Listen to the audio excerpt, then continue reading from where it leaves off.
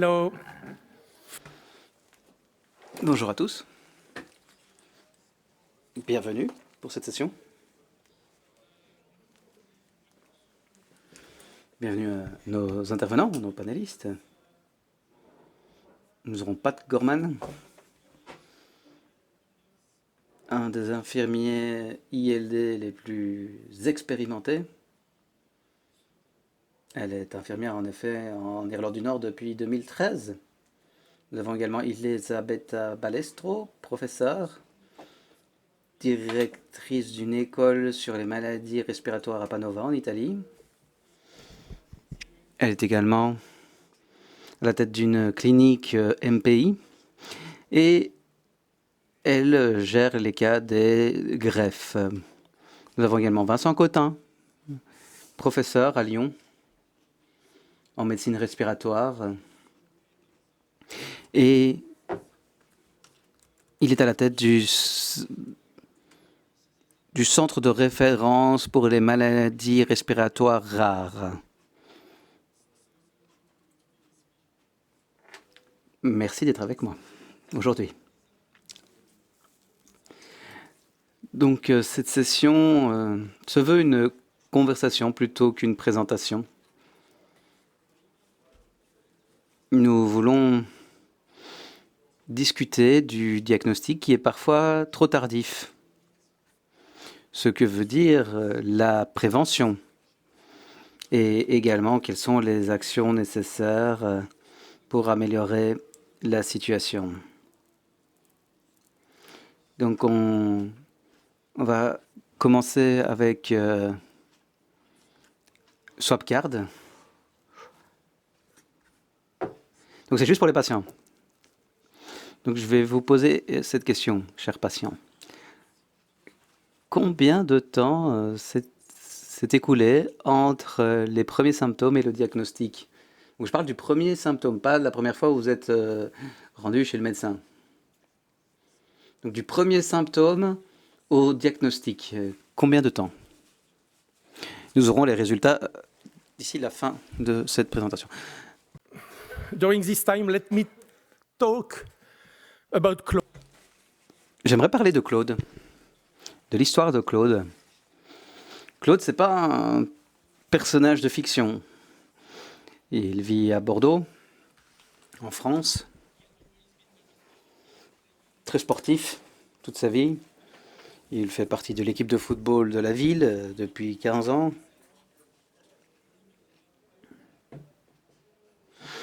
Il court des marathons, des trails et bien d'autres.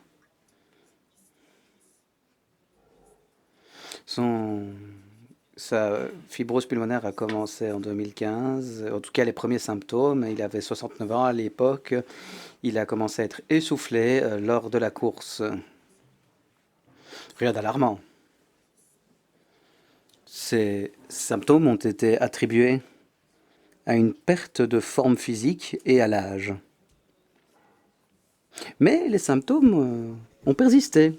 Et donc, de 2015 à 2017, il a essayé de changer son mode de vie en continuant l'activité physique, mais en restant dans l'essoufflement. Il n'y a pas eu d'autres examens. En 2017, finalement, il a cherché à voir un médecin. Un examen radiographique des poumons a été effectué. Il a été envoyé en pneumologie. L'hypothèse était liée à une exposition environnementale, mais ce n'a jamais été confirmé. Et il n'y a pas eu d'évaluation par après. Pendant 2 ans ensuite, il a été traité à plusieurs reprises pour bronchite au moyen d'aérosols et de corticostéroïdes. Slowly worsens during this. Donc, c'est début 2020, alors que la situation devenait alarmante. Il avait perdu beaucoup de poids à l'époque.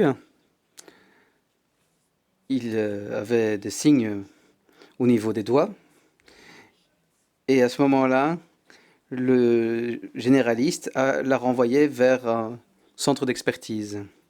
Et en mai 2020, donc c'est presque 5 ans après les premiers symptômes, le diagnostic a été donné au centre d'expertise, le diagnostic donc de fibrose pulmonaire. Le traitement a été lancé directement avec thérapie par oxygène, médication antifibrosante, mais son état était déjà avancé. Donc en septembre 2020, il devait déjà utiliser de l'oxygène 24 heures tout au long de la journée.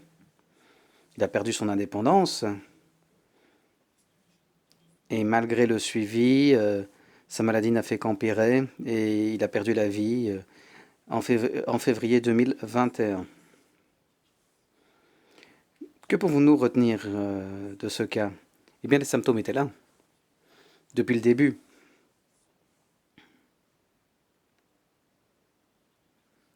Donc, Elisabetta, de votre point de vue,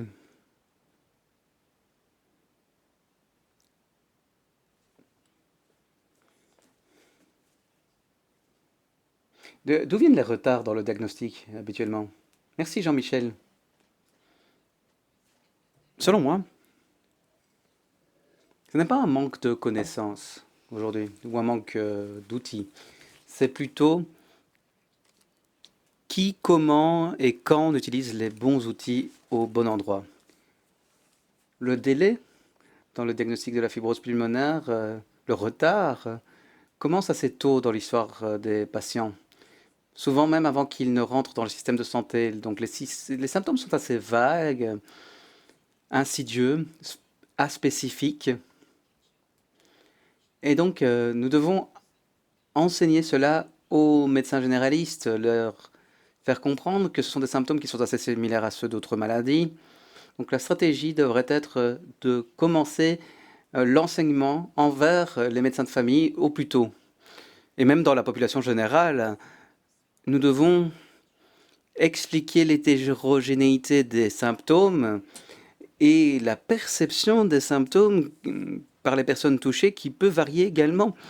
Donc parfois, nous avons des patients qui se rendent à l'hôpital, mais parfois, le retard est aussi lié au patient lui-même qui ne se rend à l'hôpital que tardivement à cause d'une mauvaise interprétation des symptômes, parfois parce qu'ils ont fumé dans leur vie ou qu'ils sont assez âgés. Donc souvent, c'est une question de symptômes, de patients. Et donc, il est important d'enseigner, d'apprendre à la société ce qu'est la fibrose pulmonaire, qu'elle existe et que ce n'est pas rare, aussi rare que ce que nous le pensons. Donc, à nouveau, nous devons former les médecins de famille et pour qu'ils puissent essayer de trouver les symptômes respiratoires non expliqués en combinaison avec l'âge, avec l'historique de fumeur. Essayer de mieux comprendre les facteurs de risque qui peuvent guider à un diagnostic de fibrose pulmonaire pour que les choses accélèrent finalement. Donc c'est vraiment essentiel. Nous devons envisager une stratégie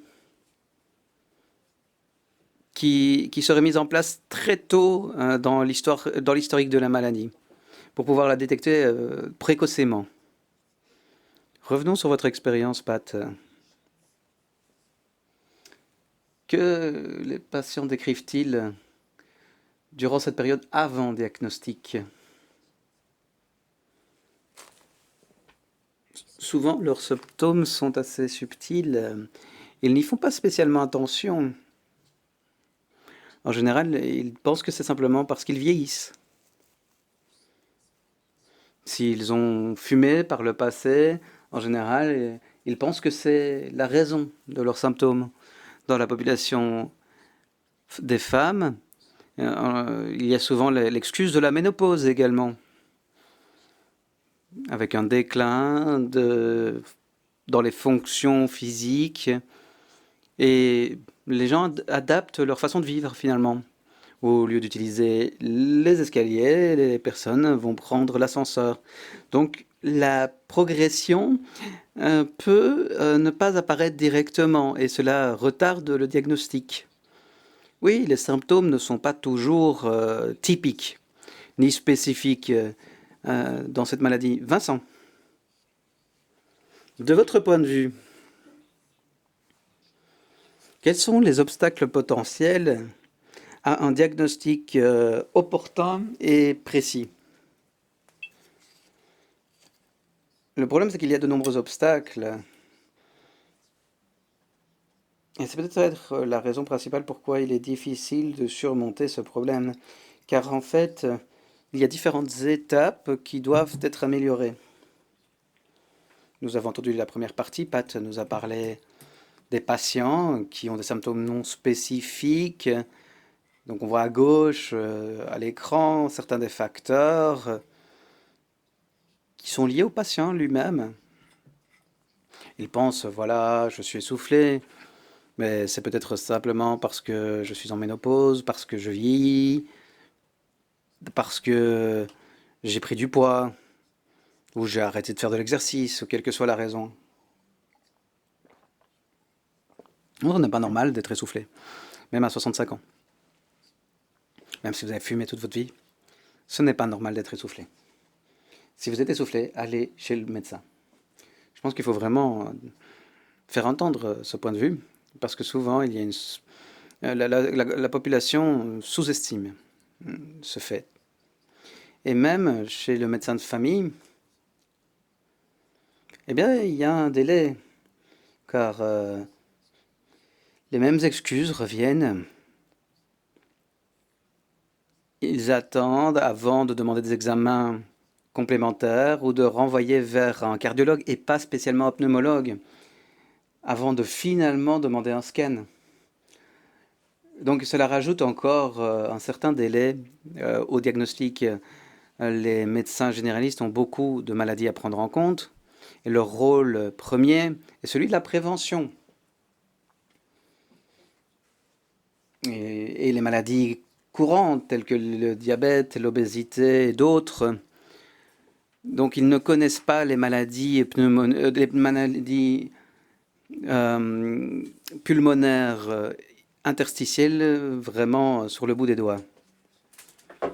Donc il y a un temps d'attente avant de voir son premier pneumologue parce qu'il y a également des délais pour voir les médecins. Et en général, quand vous voyez un pneumologue, il n'est pas spécialiste en maladies pulmonaires interstitielles. Donc il y a encore un retard et des stéroïdes sont prescrites pour voir si les choses s'améliorent et je vous reverrai d'ici 2 mois. Mais ça veut dire que ça ne marche pas et que vous avez perdu 3 mois. Donc il y a bien des étapes.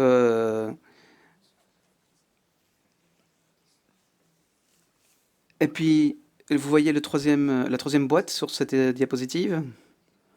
Il y a des personnes qui ne croient pas aux antifibrosants. Il y en a qui disent, voilà, c'est peut-être la fibrose, mais il n'y a rien à faire. Heureusement, ça change. La sensibilisation a augmenté. Les personnes comprennent que c'est un domaine dans lequel on évolue vite. Mais ça a été le cas pendant un certain temps. Ensuite, il y a les centres spécialisés dans les maladies pulmonaires interstitielles. Nous avons souvent des difficultés à mettre en place des centres. Les listes d'attente ne font qu'à s'agrandir. Il n'y a pas suffisamment de médecins, de ressources pour voir les patients assez rapidement.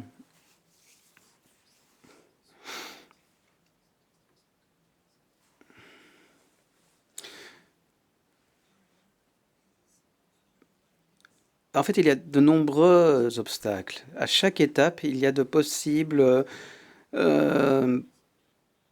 retards. Donc nous avons entendu d'où viennent les retards, il y en a beaucoup, clairement. Donc essayons de passer aux solutions potentielles. Et Elisabetta, de votre point de vue, quel est le changement qui pourrait avoir le plus de répercussions, d'effets? Évidemment, ce n'est pas qu'une action à prendre. Il y a de nombreuses actions. durant toute la vie du patient.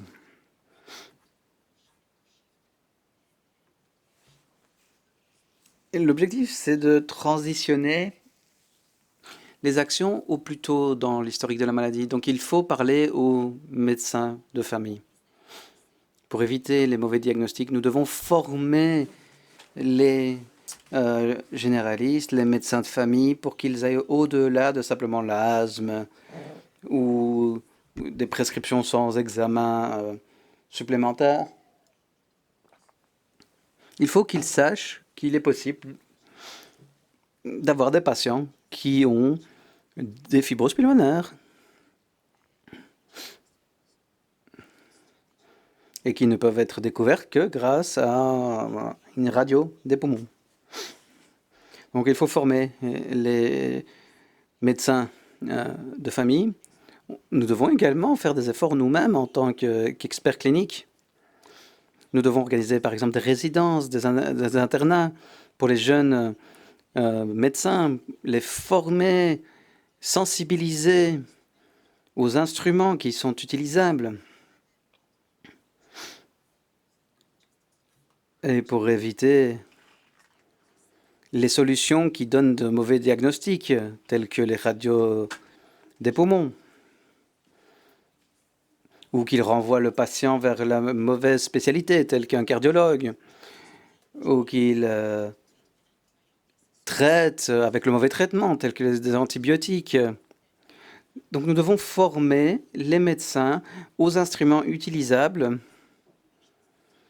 pour ce sous-groupe de patients, évidemment pas pour toute la population qu'ils voient. Et donc il faut leur fournir une définition d'un groupe à haut risque. Donc souvent des anciens fumeurs, des personnes qui peuvent avoir des risques d'exposition au travail ou autres, les personnes avec des antécédents familiaux. Donc il y a des facteurs clés qui peuvent être reconnus comme des facteurs de risque et qui devraient permettre d'avoir un sous-groupe de patients qui pourraient développer une fibrose pulmonaire. Et donc c'est vraiment très important lorsque nous enseignons à nos étudiants en école de médecine. Nous devons leur apprendre qu'il existe une stratégie, que les bons outils doivent être utilisés et à nouveau la radio des poumons n'est pas le bon outil. Et Pat, quelle est votre expérience en tant qu'infirmière? Avez-vous observé un changement? Je pense qu'il faut vraiment un parcours de soins clair. Nous en avons entendu parler hier d'ailleurs, de la part de Russell. En Irlande du Nord, nous travaillons un parcours de soins qui est d'ailleurs le travail est presque terminé. Mais malheureusement, par manque de financement, ça n'a pas encore été mis en œuvre. Ça aide, mais il faut également autonomiser les travailleurs en soins primaires, les infirmiers, d'autres professionnels de santé. S'ils observent les signes, ils peuvent faire remonter l'information. Je pense que ce serait très utile. Et évidemment, je suis peut-être, mon avis est peut-être un peu biaisé, mais il faut former les infirmiers et infirmières. Probablement. Vincent, si nous envisageons le système dans son intégralité, de votre point de vue, quels sont les leviers les plus importants? Alors tout d'abord, vraiment, il nous faut de plus en plus d'infirmiers formés aux maladies interstitielles. Ils ont un rôle essentiel à jouer pour diminuer les retards. Donc c'est clair, c'est ma réponse. Mais c'est une notion qui n'est pas vraiment acceptée partout, qui n'a pas encore avancé partout. Il faut encore convaincre les directeurs d'hôpitaux, les directeurs d'institutions. En ce qui concerne le parcours de soins, je pense que parfois, il faut montrer l'exemple. Vous nous avez montré un exemple plein de très émouvant avec Claude, mais il y a aussi des bons exemples. Un bon exemple, c'est une personne qui commence à être essoufflée ou à tousser, qui se rend chez son médecin de famille et ce médecin de famille propose une radio des poumons, reçoit le rapport et se rend sur Internet et voit qu'il y a une possibilité de fibrose pulmonaire et renvoie directement le patient vers un centre pour les maladies pulmonaires interstitielles. Donc ça, c'est un bel exemple. Ça permet évidemment même d'éviter de passer par un pneumologue local qui, après, peut être impliqué pour gérer le patient. Mais cela permet un diagnostic précoce. Ensuite, pour l'avenir, eh bien, j'ai fait une liste de choses utiles. Par exemple, l'auscultation des poumons avec, par exemple, des craquements velcro. Il faut être capable de différencier le craquement velcro et la fibrose ou d'autres anomalies à l'auscultation. Parfois, ils n'osent pas aller plus loin. Parfois, il faut simplement former le personnel pour qu'il, lorsqu'il découvre un crépitement velcro, il sache quoi faire. C'est très facile, mais il faut être plus actif, tout simplement. Il faut ausculter. Ils ne le font pas tous. Oui, ça s'applique également à d'autres spécialistes. Par exemple, les rhumatologues voient beaucoup de patients avec des polyarthrites rhumatoïdes, avec des scléroses. Donc, ce sont des populations à risque de fibrose pulmonaire. Ensuite, il faut vraiment faire attention aux anormalités interstitielles. C'est quelque chose qui se voit au CT scan, mais qui ne sont pas encore une maladie interstitielle. Vous comprenez? Donc, c'est une anomalie qui peut apparaître sans aucun symptôme. Et souvent, la première personne à le voir, c'est le radiologue. Parce que le patient va faire un examen du torse parce qu'il y a une calcification cardiaque, par exemple, ou un scan abdominal sur lequel on voit une partie des poumons. Et là, ils peuvent découvrir des anomalies. Et en général, ce n'est pas dans le rapport du radiologue, ou en tout cas pas dans la conclusion. Et donc, personne ne fait quoi que ce soit en fonction de ces découvertes. Donc, il faut former également la population médicale à ces anomalies interstitielles. 10% d'entre elles progressent. 5 ans après l'observation de ces anomalies, on passe à une maladie pulmonaire interstitielle. Et puis, par contre, cela dépend un peu plus du spécialiste, mais il faut comprendre qu'il y a des populations à risque. J'en ai fait la liste, mais voilà, si vous avez une famille avec des antécédents de fibrose pulmonaire, ou avec des maladies de tissu conjonctif, si vous avez un métier qui vous expose à l'amiante, au silice, aux poudres minérales ou de métaux, eh bien, vous êtes exposé à un risque de fibrose pulmonaire. Et donc, les médecins doivent se montrer plus prudents dans cette situation. Donc ça, c'est plus pour l'avenir. Mais il faudrait mieux organiser les traitements pour ces individus afin qu'ils aient un parcours de surveillance mieux défini et une possibilité de détecter de manière précoce ces maladies. C'est déjà recommandé pour toutes les personnes qui sont diagnostiquées en sclérose systémique. Il faut évaluer la possibilité de fibrose pulmonaire, mais ce n'est pas toujours le cas. En théorie, c'est applicable à toutes les situations d'ailleurs. Merci. Pat, je reviens vers vous.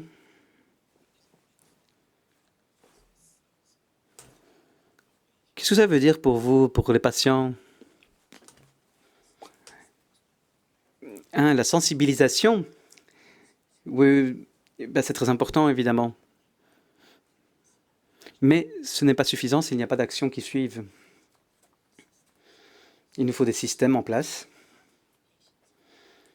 afin que les patients soient découverts tôt, qu'ils puissent entrer dans le système, éviter tout retard En Irlande du Nord, nous connaissons des problèmes similaires de retard, également pour obtenir un rendez-vous. Et quand on obtient un rendez-vous, c'est souvent de mauvais diagnostics ou de mauvais traitements pendant un certain temps. Donc sur ce parcours, il y a eu beaucoup de retard. Donc il faut sensibiliser, mais il faut également mettre en place des actions concrètes. Elisabetta et Vincent, pour conclure cette partie, en ce qui concerne le diagnostic précoce, qu'en est-il de la recherche? Connaissez-vous, avez-vous entendu parler de projets pour faciliter le diagnostic précoce? Merci. Peut-être que nous allons parler de la même chose, je ne sais pas. Vraiment un domaine très intéressant et émergent. C'est tout ce qui est lié aux standards de diagnostic. C'est un bon exemple. Ça nous permet d'obtenir un diagnostic adéquat, mais cela dépend de l'expertise du radiologue, par exemple. Donc un projet de recherche intéressant, ce serait l'utilisation de logiciels aidés par l'IA ou l'apprentissage par machine afin d'aider les radiologues, non pas remplacer le radiologue, mais l'aider à détecter de manière très précoce les changements minima tels que des anomalies et interpréter les patterns qui sont typiques par rapport à des patterns qui sont atypiques. Donc on peut avoir un logiciel qui aiderait le radiologue. Des essais cliniques qui permettent d'aider à accélérer le diagnostic. Mais à l'avenir, j'espère que cela permettra également de trouver des caractéristiques qui permettraient de prédire qui sera touché par une fibrose pulmonaire par rapport à ceux qui ne le seront pas. C'est ambitieux, évidemment, mais c'est une bonne façon de penser à une stratégie avec des outils qui ne sont pas invasifs et qui permettent d'aider tous les cliniciens, même s'ils ne sont pas experts, même si ce ne sont pas des radiologues experts. Ensuite, je pense que c'est quelque chose qu'on a entendu cet après-midi, il s'agit des programmes de surveillance. Et vous l'avez signalé, nous avons parlé par exemple des antécédents familiaux. Eh bien, les autres projets de recherche dans lesquels nous devrions investir sont ceux qui se concentreraient sur la détection de proches des patients qui sont touchés par la fibrose pulmonaire, pas uniquement sur les formes sporadiques, mais également toute maladie interstitielle. Donc il faut un dépistage à ce niveau-là, cela demande du financement, mais nous devons évidemment comprendre qu'il y a plus de connaissances, il n'y a pas assez de connaissances aujourd'hui de la fibrose pulmonaire familiale, et donc si on voit les choses un peu différemment, peut-être que nous ne réfléchissons pas assez à ce problème. Nous n'avons pas l'habitude d'envisager tous les proches autour d'un patient touché par cette maladie. Vincent, qu'est-ce que vous en pensez? Je suis tout à fait d'accord, on n'avait pas échangé, mais je ne vais pas répéter ce qui a déjà été dit, mais pour peut-être parler encore de la fibrose familiale. Le problème, c'est que quand le patient vient pour un diagnostic vers un centre ILD, on ne sait pas encore que c'est une maladie familiale. Maintenant, on pose la question, est-ce qu'il y a quelqu'un d'autre dans votre famille qui souffre de fibrose pulmonaire? Et si c'est le cas, ils connaissent le terme. Et on demande également s'il y a des symptômes, des signes qui peuvent être associés. Donc, par exemple, les cheveux qui blanchissent trop tôt ou alors des antécédents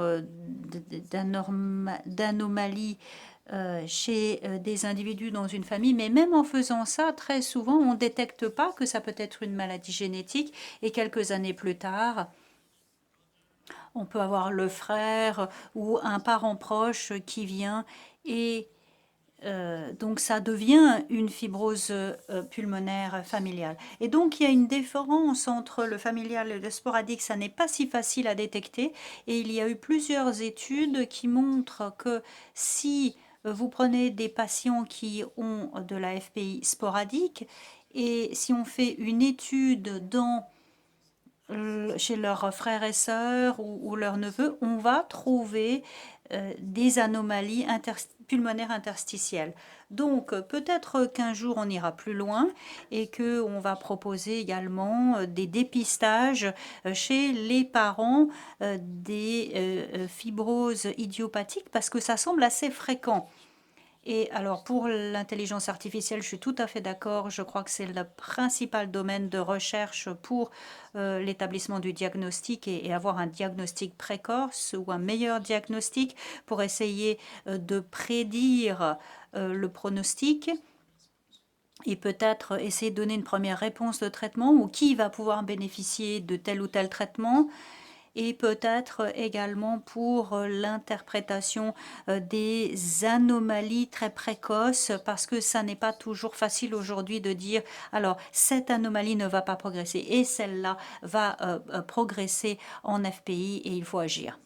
Alors je comprends que nous avons des opportunités et matière à améliorer ces diagnostics. Alors ma question suivante dans ce cas est, est-ce qu'on peut faire plus pour la prévention dans ce cas-là? Et qu'est-ce que ça veut dire exactement?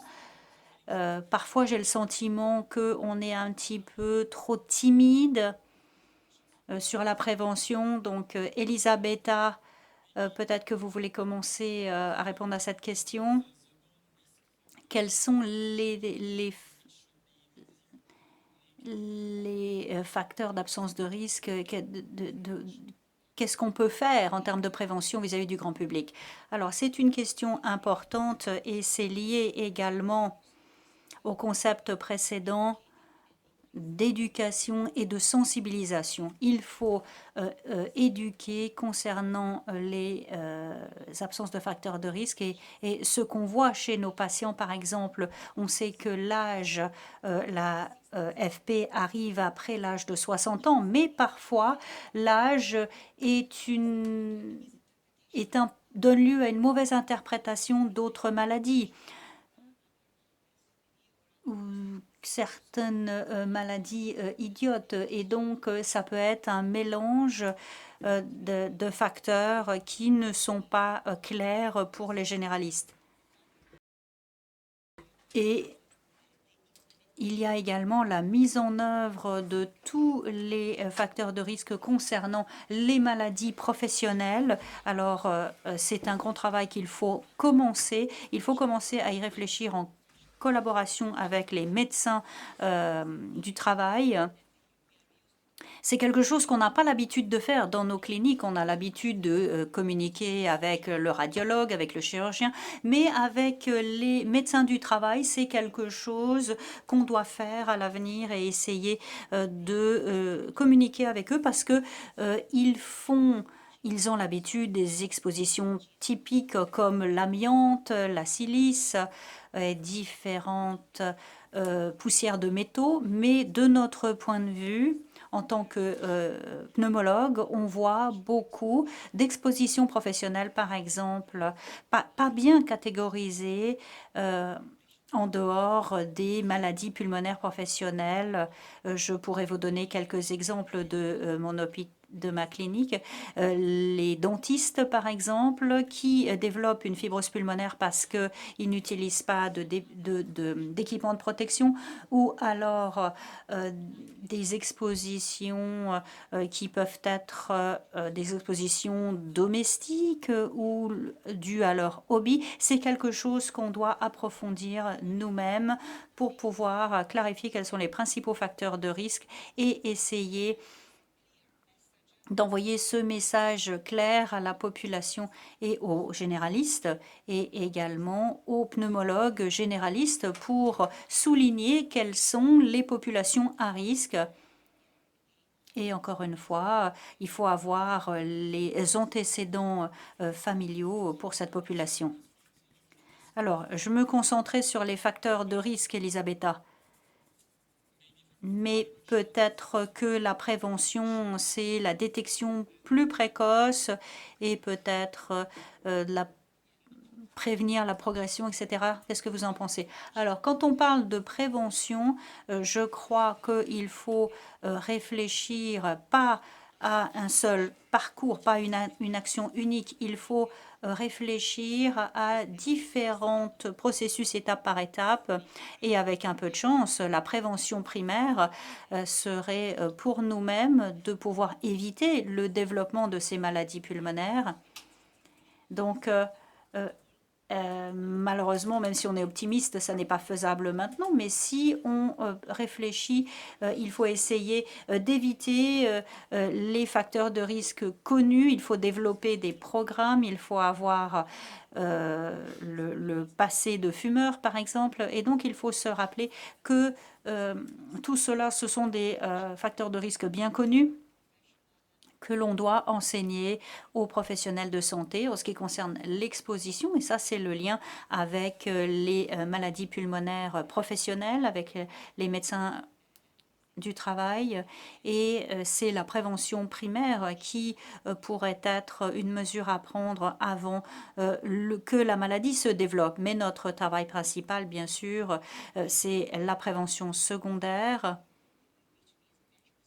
qui, bien sûr, avec des mesures qui permettent d'identifier les maladies pulmonaires et essayer de développer des stratégies pour mettre en œuvre l'utilisation d'outils de radiologie, les bons outils de radiologie, mais au bon moment et chez les bons patients.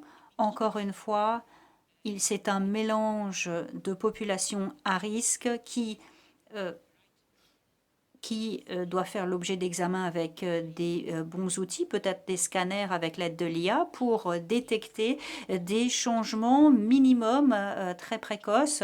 Et avec le travail que nous devons faire au niveau national ou régional, c'est ce qui concerne la prévention secondaire, c'est de structurer ce qui est a été très bien décrit par Anne-Marie Ressel hier, c'est des protocoles standards qui permettent de développer étape par étape qui est à risque à partir des généralistes et ensuite les envoyer rapidement vers les centres ILD dans un protocole standardisé avec un programme standard.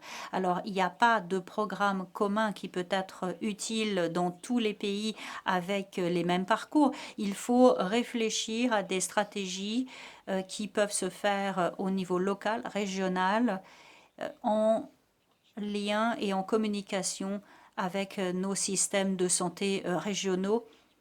Donc il n'y a pas de stratégie unique, mais plutôt plusieurs stratégies pays par pays pour que la responsabilité de tous soit de trouver une solution au niveau local.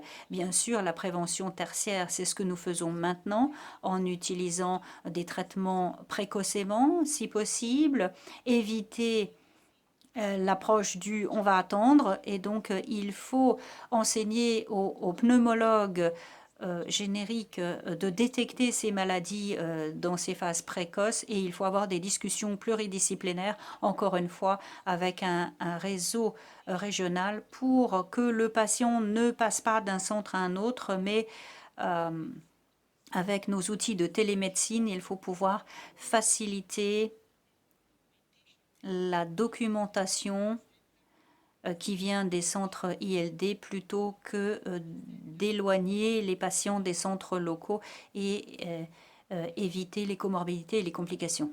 Merci Elisabetta.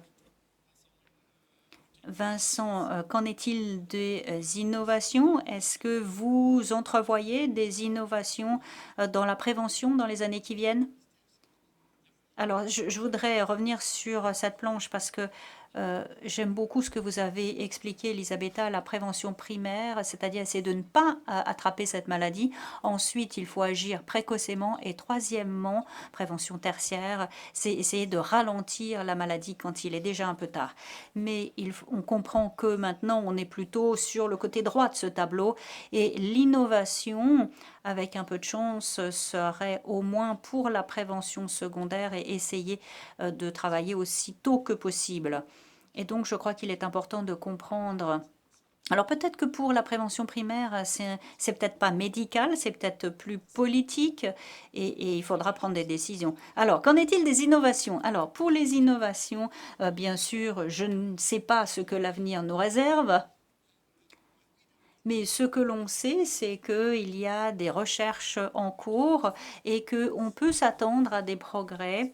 Et on peut s'attendre à des progrès dans les biomarqueurs. Et il y a plusieurs biomarqueurs candidats qui ont été décrits pour la fibrose pulmonaire, mais pour l'instant, on n'a pas pu faire la démonstration d'une véritable utilité parce que quand il y a un risque de fibrose, ça augmente quand la maladie s'aggrave, mais on ne peut pas prédire. Donc, on sait interpréter certaines choses, mais la valeur ajoutée est assez réduite, en tout cas d'après ce que j'ai pu voir. Donc on a besoin de meilleures études sur les biomarqueurs et de nouveaux biomarqueurs peut-être qui pourraient nous aider à faciliter le diagnostic, peut-être un diagnostic moins invasif et un diagnostic plus précoce. Alors, moins invasif, on n'en a pas beaucoup discuté, mais quand on aura la possibilité de voir un patient avec une maladie très précoce, c'est encore plus difficile à diagnostiquer parce que les symptômes sont moins typiques et si on veut s'assurer que c'est bien de la FPI, il faut faire une biopsie, ce qui est invasif pour le patient et parfois ils ne ressentent pas beaucoup de symptômes et donc ils n'acceptent pas de faire une biopsie et disent non, non, je ne me sens pas malade, donc pourquoi est-ce que je devrais me soumettre à une biopsie qui est invasive. Ensuite, il y a beaucoup de recherches sur le traitement de la fibrose pulmonaire. Alors, c'est en dehors des traitements précoces, mais on peut peut-être améliorer les traitements des phases précoces de la fibrose. Pour l'instant, on ne traite pas la maladie précoce parce qu'on a du mal à la diagnostiquer, mais quand quelqu'un a une forme précoce de FP, c'est difficile à soigner parce que les traitements ne sont pas très bien tolérés et ça ne ralentit pas beaucoup la progression de la maladie. Donc beaucoup de patients vont dire alors je suis pas sûre, je ne sais pas si je veux commencer le traitement, je préfère attendre et finalement on commence le traitement aussi tard que pour les autres. Donc il y a des progrès dans les médicaments disponibles, peut-être qu'on aura des médicaments qui seront plus efficaces à l'avenir avec un peu de chance et qu'on pourra utiliser plus précocement parce qu'ils seront plus faciles à utiliser et mieux tolérés et donc ça va dans la direction d'un traitement plus précoce. Et ensuite, on aura besoin également de preuves, des preuves scientifiques. Il faut s'assurer que si on veut traiter la fibrose pulmonaire, que le traitement est efficace et on a besoin d'avoir des études sur la fibrose qui n'est pas encore une FPI typique, une fibrose qui progresse, mais qui progressera demain. Mais aujourd'hui, on n'a pas encore les preuves, on ne peut pas démontrer qu'en traitant cette fibrose qui ne progresse pas encore, que ça va aider. Et on a besoin d'études pour ça, et on a besoin d'études même avant, comment traiter les anomalies pulmonaires interstitielles et les empêcher de passer vers une maladie interstitielle. Et bien sûr, ce sont des anomalies, donc par définition, vous savez que les patients n'ont pas de symptômes. Et donc, on ne peut pas proposer quelque chose qui soit un traitement qui coûte cher avec des problèmes de tolérance. Et donc, il faut quelque chose qui puisse être utilisé largement et avec une bonne tolérance. Et pour l'instant, on n'a pas ce traitement pour les anomalies pulmonaires interstitielles, comme quand on voit que quelqu'un a fait de l'hypertension ou du cholestérol élevé. On peut traiter pour prévenir l'issue qui est des événements cardiovasculaires, infarctus du myocarde ou des ischémies, on traite les anomalies pour pouvoir prévenir la maladie. Et donc, même chose pour les anomalies pulmonaires interstitielles. On voudrait les traiter pour éviter les maladies comme la FPI, l'ILD. Et donc, on a besoin de recherche. Donc, peut-être que ça va arriver plus tard. Et je pense que pour réduire le risque de progression, je crois qu'Elisabetta en a bien parlé, on se bat contre tous les facteurs de risque qui, pour la majorité, sont les facteurs de risque pour développer la maladie, mais également de progression de la maladie. Donc ce sont les mêmes mesures, avec peut-être les infections. Et les infirmières ILD ont un rôle d'éducation ici. Il faut leur dire il faut dire aux patients, essayez de ne pas attraper la grippe, faites-vous vacciner, portez un masque quand c'est nécessaire, etc. Lavez-vous les mains, bien sûr, pour essayer de réduire la charge de l'infection virale et bien sûr toutes les expositions respiratoires sont à proscrire. Alors, des recommandations pour les patients pour prévenir le risque de progression. Alors, ils sont à droite de l'écran. On en a déjà mentionné quelques-uns. Alors, les traitements antifibrosants, bien sûr, c'est la principale mesure, mais toutes les agressions du poumon, on pense que ça facilite la progression de la maladie. Et donc, il faut essayer de limiter les exacerbations d'agression des poumons. On sait que les exacerbations aiguës sont plus sévères pour la BPCO, par exemple. Et donc, il faut essayer de prévenir tout ce qui peut déclencher ces crises graves. Et donc, on soupçonne un peu les coupables des infections virales, très souvent, les pics de pollution de l'air et parfois les comorbidités comme le reflux gastrique. Donc ça semble être des mesures très générales, mais au bout du compte, c'est très important parce que la totalité, l'addition de tout ça permettrait de réduire le risque d'aggravation. En fait, c'est une combinaison de tous ces facteurs. Oui. Alors, d'un point de vue clinique, peut-être une question pour Vincent, parce que la prévention, c'est un très joli mot, mais qui est responsable de la prévention? Donc, si on regarde les professionnels du point de vue des cliniciens, les professionnels de santé, est-ce qu'il y a quelque chose que les professionnels ne font peut-être pas, selon vous, pour l'instant? Alors, si vous regardez la liste à droite, il y a des choses dont c'est la responsabilité du généraliste parfois, où les infirmières ILD m'aident, dans mon cas, à gérer le calendrier, de ne pas louper des vaccinations pour la grippe, par exemple, et elles font ça bien mieux que les médecins en général. Donc ça, c'est un travail. Ensuite, il faut s'assurer que les patients sont bien soignés pour réduire la progression de la maladie. Et ces chiffres au niveau plus général, quand vous avez à gauche, si on peut revenir en arrière,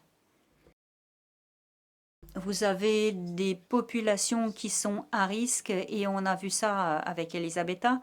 Il faut identifier les expositions, ça c'est tout en haut. Donc, il y a des expositions organiques aux poussières, etc. Et selon le type d'exposition, le rôle des professionnels sera différent. Par exemple, le pneumologue va exister beaucoup sur l'arrêt du tabagisme, le généraliste également, mais le médecin du travail pourrait orienter le patient vers un nouveau poste dans l'entreprise.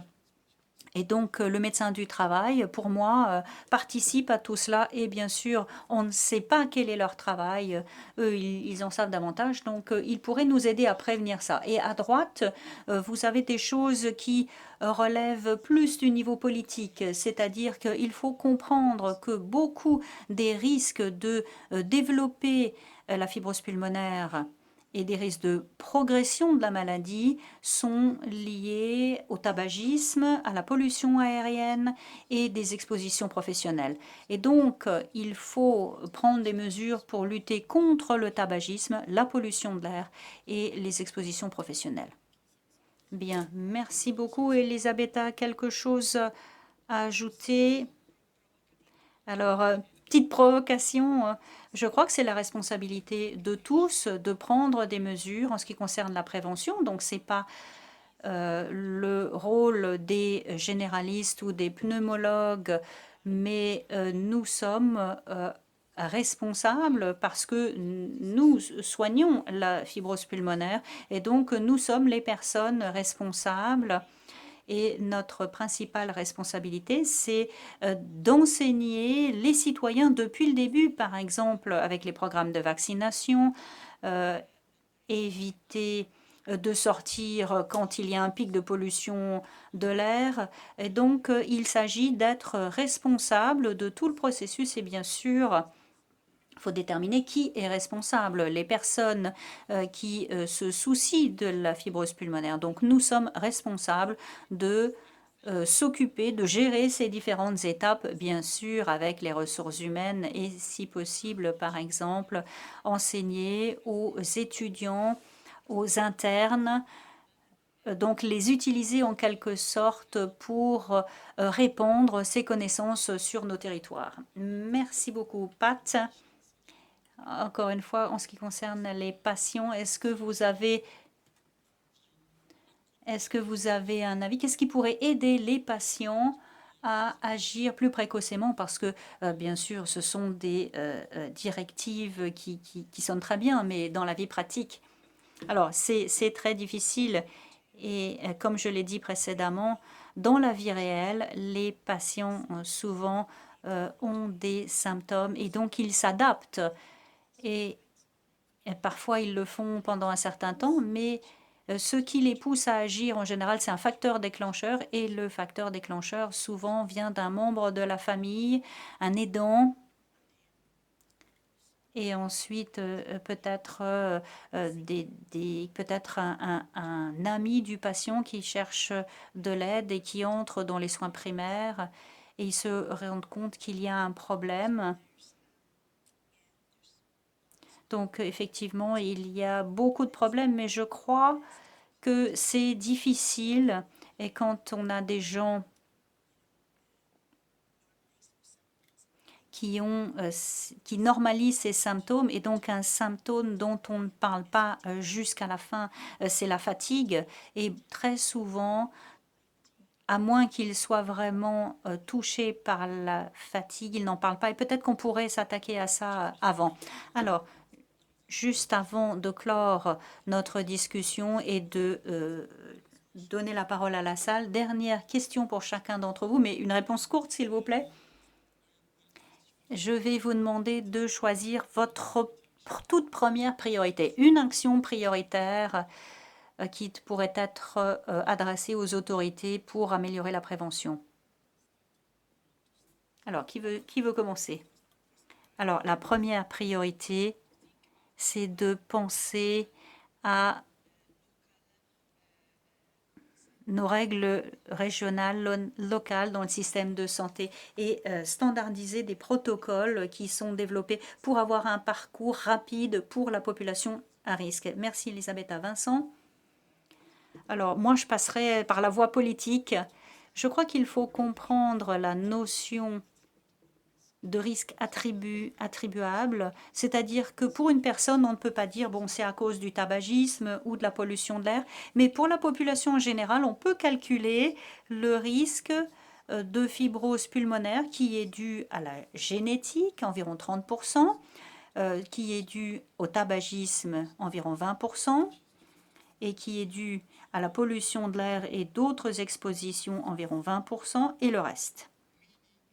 C'est-à-dire que si vous supprimez le tabagisme et la pollution de l'air et l'exposition professionnelle, vous supprimez 40% du risque de fibrose pulmonaire.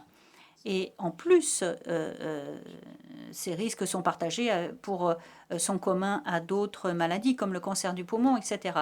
Donc ma priorité numéro 1, ce serait de demander aux autorités de mettre en œuvre des mesures pour réduire la pollution de l'air. Et si on devait en choisir une, comme les zones à faible émission dans les grandes villes, je crois que c'est très important pour l'Europe de les mettre en œuvre. Oui, Pat, qu'est-ce que vous pouvez nous dire? Une priorité, juste une. L'accès précoce à un diagnostic, un test de fonction pulmonaire pour pouvoir identifier les patients plus tôt dans le système.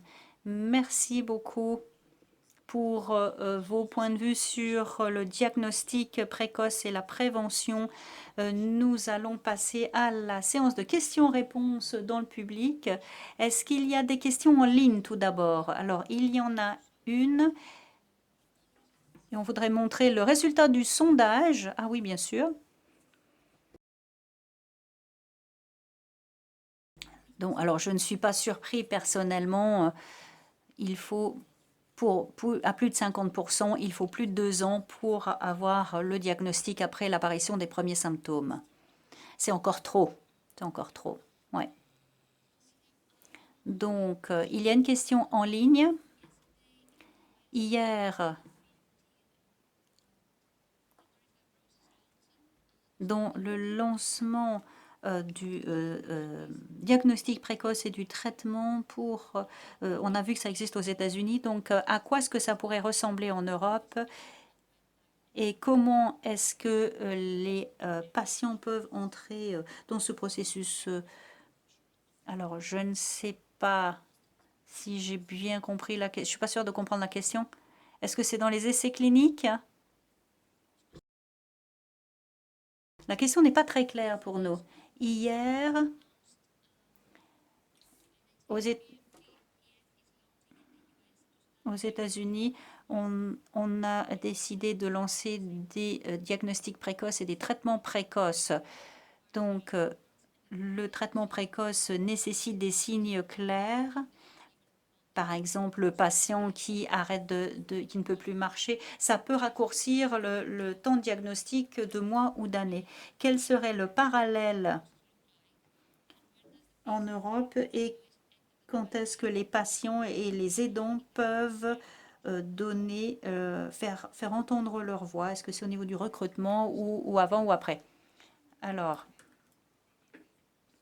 je crois que je ne comprends pas bien si c'est la voix des patients, le recrutement des patients qui pourrait être une action éventuelle dans le développement de médicaments. Bien sûr, on peut prendre la voix du patient dans la conception du protocole, ou est-ce que c'est une ambition pour les patients dans une mesure pour faire de la prévention et faire du diagnostic précoce? C'est probablement ça la question, c'est-à-dire est-ce qu'il y a une mesure qui peut aider les politiques, les parlements ou les cliniciens à faire un diagnostic précoce ou trouver les bonnes actions. Je crois qu'on n'est pas en mesure de dire pour l'instant que nous avons ce genre de rôle pour impliquer les patients ou dans d'autres pays, mais je ne pense pas qu'en Italie, on ait ce genre de perspective pour les patients. Bien sûr, on a un IPAC pour les patients qui nous aide à accélérer les homologations et d'autres problèmes qui concernent le diagnostic précoce, mais le problème, c'est probablement en ce qui concerne la voix du patient dans les protocoles standardisés que nous avons maintenant et que nous devons concevoir avec nos ministères de la Santé. Alors, je ne sais pas si j'ai répondu à la question. Je crois que le patient a son mot à dire, effectivement, dans la conception des essais cliniques. Bien sûr, alors certains pourraient, mais en général, ils ne sont pas spécialistes des statistiques et de la méthodologie, mais ce serait bien d'avoir le point de vue des patients pour la conception dans des essais récents, par exemple. Il y a des groupes de patients qui ont pu fournir des conseils sur la réduction du nombre de visites, éviter des tests qui ne sont pas indispensables. Donc ça peut s'avérer très utile pour aller dans un bon essai. Et c'est quelque chose qui se fait déjà dans certains pays et également au sein de la fédération PFF. Nous sommes de plus en plus impliqués au début des recherches. Nous discutons des protocoles et autres. Y a-t-il des questions dans la salle? Oui? Oui, j'avais une question pour le docteur Balestro. Je suis allé à Padoue à une convention où vous étiez parce que vous êtes à Padoue un des centres de référence. Et je me rappelle qu'à l'époque, vous vouliez lancer une campagne pour les médecins généralistes afin qu'ils comprennent mieux les premiers symptômes tels que le crépitement velcro et autres. Et vous soulignez également l'importance des thérapies précoces. Donc je me demandais si c'est une initiative qui est toujours en cours, et si c'est le cas, est-ce que c'est rentable, ou est-ce que cela représente un fardeau financier, ou est-ce finalement efficace d'un point de vue des coûts, puisqu'il y a une meilleure compréhension de la part des médecins généralistes qui mènent donc à un diagnostic précoce et un renvoi vers des centres adaptés, ce qui peut mener à des économies évidemment. Merci, c'est une très bonne question. Oui, je me rappelle ce type d'initiative que nous avions développé ensemble avec la fédération, et merci à la fédération d'ailleurs. Durant le mois de sensibilisation aux maladies rares, le mois de septembre. Donc avec l'aide de la fédération et de notre association de patients, nous avons développé cette initiative qui se concentre sur les médecins généralistes. L'année d'après, nous nous sommes concentrés sur les pneumologues généralistes, qui sont également utiles dans notre stratégie, dans notre contexte régional, car ils sont un autre obstacle au diagnostic précoce. Et donc, nous utilisons ce mois de la sensibilisation pour accélérer ce type d'initiative qui, année après année, évolue. Évidemment, les médecins généralistes, ça a été une expérience que nous avons lancée, qui a pris du temps, afin d'obtenir leur intérêt. Et c'est pour cela que nous parlons de diagnostic précoce avec les médecins généralistes qui se concentrent habituellement sur d'autres maladies que la fibrose pulmonaire. Donc nous avons investi auprès d'eux. Ça représente un coût. Cela demande des ressources humaines également. Et que des personnes, que les jeunes amènent les jeunes généralistes dans les hôpitaux plutôt que de les prendre à l'extérieur. Nous avons une autre question de Lisa. Désolé de ma question d'avance. On a parlé de la poudre de silice. C'est un sujet vraiment au goût du jour parce qu'il y a une proposition de loi quant aux expositions aux poussières de silice. Donc je me demandais s'il y avait quelque chose du même type qui pouvait être mis en place dans d'autres pays.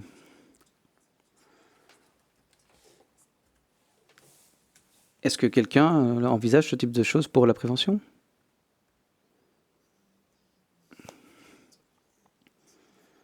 C'est une question difficile. Oui, mais vous allez répondre brièvement. Oui, l'exposition à la poudre de silice est un facteur de risque, mais pas uniquement de la fibrose pulmonaire. Je ne suis pas au courant de campagne de sensibilisation, mais les médecins du travail sont très au courant. En tout cas, en France, il y a une certaine couverture qui existe. Mais cela devient une cause rare de fibrose pulmonaire liée à la silice parce que l'exposition a diminué au silice, de manière générale. Merci Vincent Henry. Il nous reste 2 questions. D'abord John et puis Eleni. La fibrose pulmonaire, cela prend des années à se développer, parfois des décennies. Donc je me demande aujourd'hui, peut-être que nous ne verrons les résultats de certaines expositions d'aujourd'hui que dans 14 ans. Par exemple les microplastiques. Peut-être qu'ils auront une répercussion à l'avenir. Le vapotage également, est-ce que ce sera un facteur de risque? Mais c'est surtout pour les microplastiques, parce qu'ils peuvent rentrer dans votre corps, pas uniquement à travers les poumons. Il y a plein de manières pour ces microplastiques d'entrer dans l'organisme. Donc, est-ce que c'est un facteur de risque que nous devrions prendre en compte? Alors, je prends toutes les questions difficiles et je réponds toujours, je ne sais pas. L'épidémiologie du tabac, du tabagisme, a commencé déjà au début du XXe siècle et nous avons appris qu'il s'agissait d'un facteur de risque de fibrose pulmonaire, uniquement cela à la fin du XXe siècle. Et les meilleures études viennent de ce XXIe siècle. La pollution de l'air, c'est bien plus récent. Nous le savons que depuis peu de temps que c'est un facteur de risque de la fibrose pulmonaire et de l'exacerbation aiguë. Je pense que vous avez raison. Le vapotage et l'exposition aux microplastiques, il faudra 20 ans pour être au courant, pour savoir il s'agit de facteurs de risque. Et les nanomolécules sont un candidat potentiel de facteurs de risque. Évidemment, il va falloir suivre cette question à l'avenir. Yeleni, dernière question, s'il vous plaît, et qu'elle soit courte. Je vais essayer. Dans les systèmes de santé, la prévention existe pour beaucoup de maladies. Par exemple, les maladies cardiovasculaires, le cancer. Pourquoi ne proposons-nous pas la prévention, des tests de prévention de dépistage pour les maladies pulmonaires? Pas à l'aide d'un scan. Mais pourquoi nous n'avons pas une manière de protéger nos poumons? Question difficile, évidemment. Il n'y a pas une bonne réponse à cette question. Comme je vous l'ai dit, nous devons envisager les choses pays par pays. Donc des actions préventives ce n'est pas une action unique applicable à tous les pays. Chaque pays a ses propres règles, ses systèmes de santé régionaux. Donc nous connaissons nos propres entités, nos propres organes et nous connaissons leurs limitations, leurs limites. Certaines solutions peuvent être développées partout, mais d'autres sont spécifiques à un système. Mon système est différent de celui de Vincent, par exemple, et je connais mes limites. Et j'agis au sein de mon système, au sein d'un cadre réglementaire qui est différent. Par exemple, moi, je travaille sur les pneumologues, alors que Vincent va plutôt faire de la prévention auprès des médecins de famille. Donc, je pense que c'est une stratégie qui doit être développée au niveau local et qui ne peut pas être commune pour tous. Vous avez dit le scan, vous avez parlé du scan, mais nous savons par exemple que la spirométrie n'est pas suffisante. Avec la spirométrie, c'est un test facile, ce n'est pas suffisant pour caractériser une fibrose pulmonaire. C'est possible pour la BPCO, mais pour la fibrose pulmonaire, ce n'est pas suffisant. Je suis désolé, nous devons conclure. Je ne pourrai pas prendre les dernières questions. Il y a un peu de pression logistique sur moi. Donc j'aimerais remercier nos orateurs, nos panélistes pour cette discussion ouverte. Et merci de cet appel à l'action, je trouve que c'est très important. J'aimerais revenir à Claude. Nous le savons, nous connaissons tous un Claude, un partenaire, un parent, un ami, un patient. Hier matin, nous avons vu que il y a de nombreux médicaments en préparation. Donc j'aimerais, à guise de conclusion, partager mon rêve. J'espère qu'en fin de compte, nous aurons un diagnostic précoce et un traitement précoce. La fibrose pulmonaire deviendrait une maladie chronique comme bien d'autres maladies chroniques, une maladie avec laquelle nous pourrions vivre grâce à un traitement et un diagnostic, une maladie avec laquelle on peut vivre pendant 20 à 30 ans. Donc ensemble, faisons de ce rêve une réalité. Merci de votre attention.